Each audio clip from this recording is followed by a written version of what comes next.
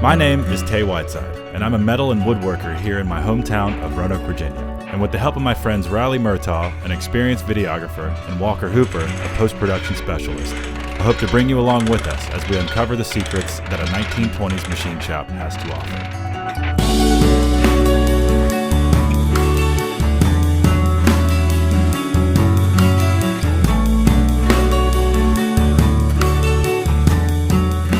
So come along as three barely qualified men wade through a sea of gears, grease, and grime to uncover the secrets of this old shop.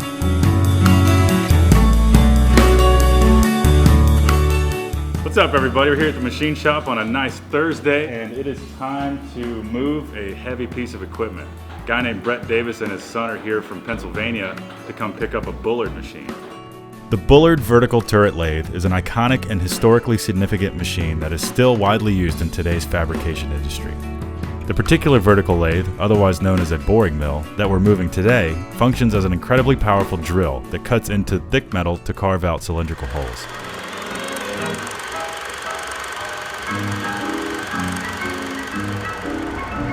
The vertical turret lathe operator must be skilled to produce the accurate work required for modern machine parts. Holding work in fixtures varies from job to job, but the work must always be held securely. Here the work is true within 1/2000th of an inch. The operator is now ready for the first cut.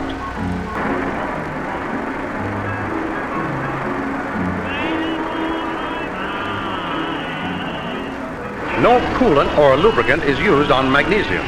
The chips are highly inflammable. Friction from a dull tool or any spark may set them afire.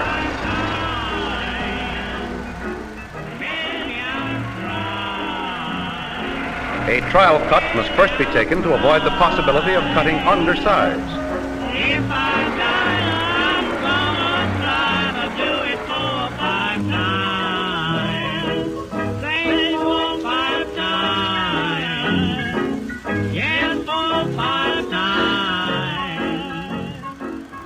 Right now they're working on getting the carriage as low as they possibly can because it's a really tall, narrow machine, and when we're moving it on this uneven surface, we don't want it to tilt. So they're getting all the weight down low. We're going to kind of do it like the Egyptians did it. We're going to put some rolling steel underneath it, and that's the only real way. We don't have any carts or forklifts that can move something this heavy, so we're just going to have to drag it out of the corner. Probably tear up some of the floor, but we can't really do any worse. But I'm gonna stay out of their way and offer unhelpful advice as much as I can. How much do you think that machine weighs, Brett? About 10,000 pounds. Weighs 10,000 pounds, and it is buried in the worst corner in this entire shop. And we gotta get it all the way through the shop. We gotta get it on the street and then onto his trailers. And as you've previously stated, we're trying to get the weight as low as we can, and we're gonna put them, the bottom carriage, we're going to put it on wood blocks so it will be stable. And bear in mind too, your concern is getting it out of here. Right. His concern is getting it back to Pennsylvania. So for sure. Well, I also, you know, if he breaks it, I do have a heart, believe it or not. I'm going to feel bad for him. Have you moved heavy equipment like this before? I've moved, one time I moved everything one plant had. Oh, you emptied out a whole plant one time. And it was... And you're still standing.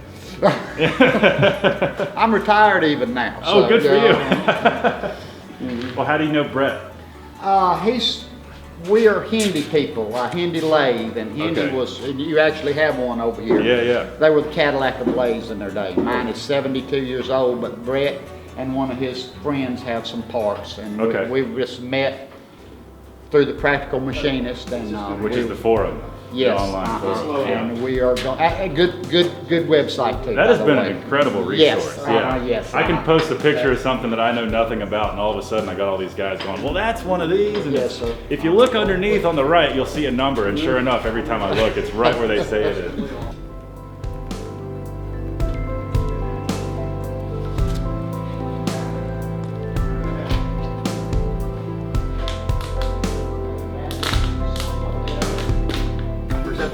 It's not right.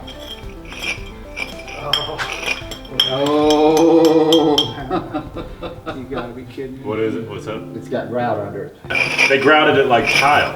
Is that what you're saying? Yeah, but a lot thicker than tile. The grout is there to keep it vibrating less, you know. Oh.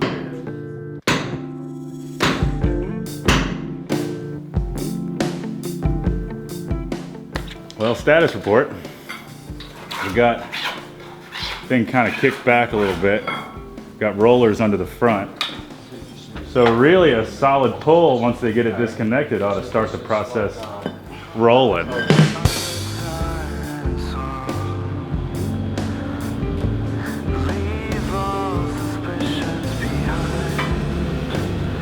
That's advanced rigging right there.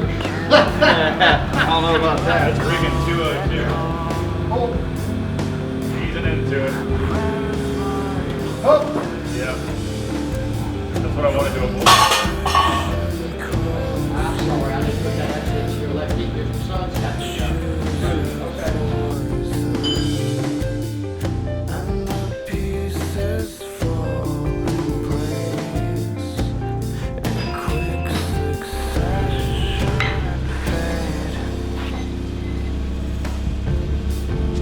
Gets outside.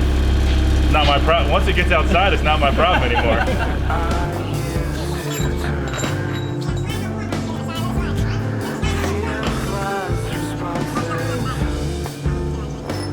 Tay, you might have a delivery. What's happening? What's up, dude? I just wanted to bring by some samples. Look at that, man. Food truck down the street. Now see, this is smart marketing right here. The Obst Brothers, OBST. They just opened a food truck down the street. Robert, thanks Robert. The boy's hungry. Next door neighbor there, thank you. Yeah, yes, please do. I'm going back for more. Well, Bobby, we got halfway through the shop. Yes. We are, we're to the point now where we need to figure out the trailer, ground to trailer transition. We got the front end of this machine off the ground a few inches. He's gonna back the trailer in, and his trailer is Tilt bed. a tilt bed. Yes. And so we just hope that we can get, this is up high enough to where the transition from ground to bed is gonna work out. And he's gonna be able to winch it from the front of his trailer, I think. Having some come-alongs pulling up. And then we'll be able to stabilize the top with this. I by no means want to take all the weight with this. No, But this will take enough weight to keep it from tilting, I think. The immovable object has met the irresistible force. Whoa. Don't tell No, Brett. no, leave it down and let's You want just to put some wood under it? Yeah, put something, and that was me. That's what I get for touching stuff. That makes a lot of sense now. Oh, that one's locked. Yeah, it's he fiddled with this. It may just be, it probably hasn't moved as much. Yeah, Maybe because this one's the one I used. Yeah. Oh yeah, there you go.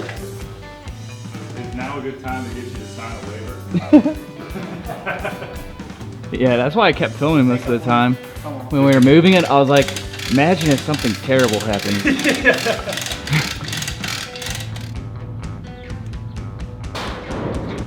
Come on!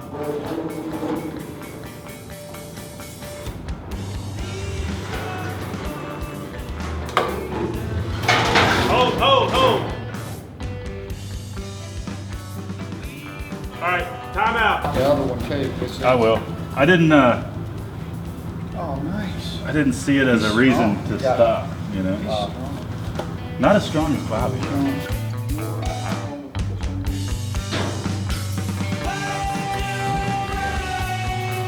mean, for all intents and purposes, it holds the whole weight.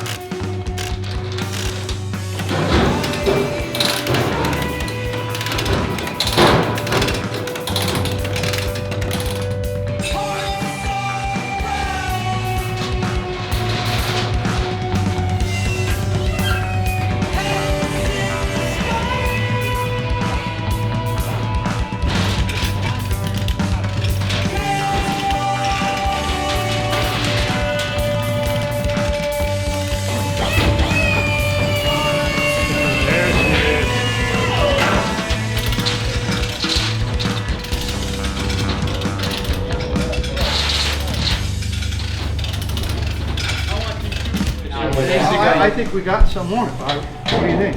I mean, my tires are spotting a little bit. Oh, okay, okay. And I mean, I think we're good.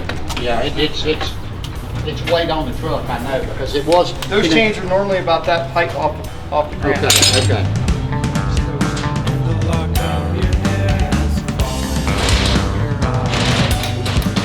Well, Tay, have you got anything challenging? Come on now. This wasn't that tough. No, this was part A. Oh, That pond is next. oh, okay. You're sticking around for that, right? Oh, yeah. Yeah.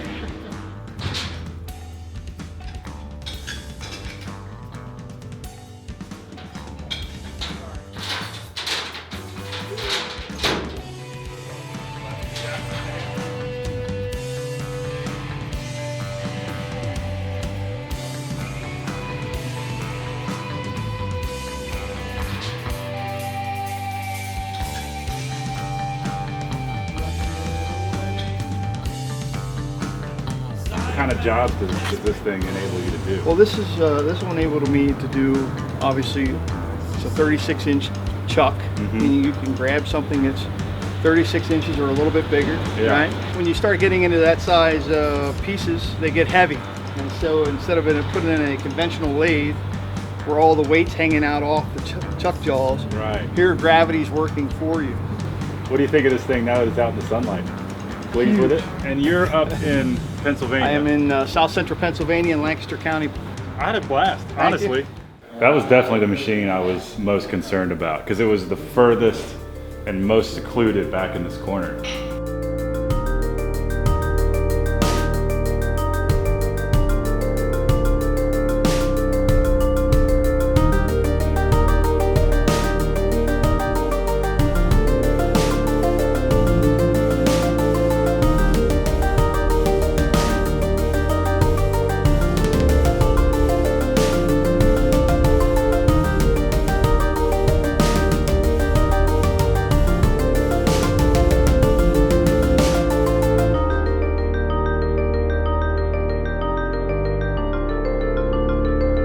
Next time on The Machine Shop. I'll get that. You gotta get that visual. Got the chain gang.